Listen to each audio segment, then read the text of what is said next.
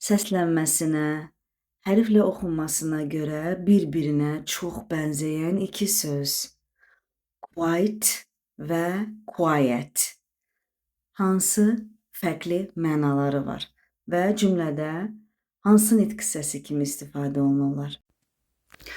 Quiet kimi səslənib Q-U-I-T-E kimi hərflə oxunulan söz, yenə deyirəm quiet, tamamilə deməkdir. The movie was quite interesting və zərf rolundadır. Yəni film çox, tamamilə, xeyli, çox maraqlı idi. Q-U-I-E-T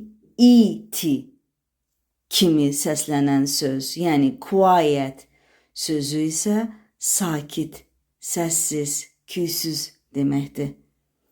Sifət rolundadır. Çox istifadə olunan bir cümlə. Please be quiet. Xahiş edirəm, sakit ol.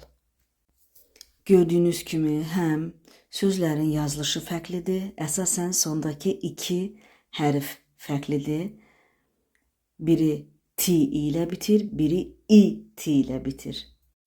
Sözlərin tərcüməsi də bir-birindən tamamilə fərqlidir. Cümlədə işlənmə yeri də bir-birindən fərqlidir. Çalışaq onları bir-biri ilə qarışdırmayaq.